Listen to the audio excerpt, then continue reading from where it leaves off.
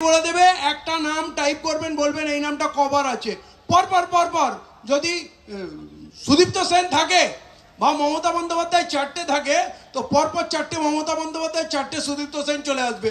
যাচাই করা সম্ভব, কিন্তু আপনি 2.5 লক্ষ নাম কি করে চেক করবেন? তাহলে এরা যে প্রতারণা চুরি করছে, ভোটারের থেকে ভোট বেশি পড়ে যাচ্ছে, এরকম ইতিহাসে কখনো হয়নি।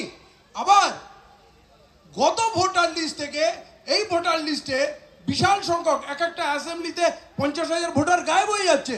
অতএব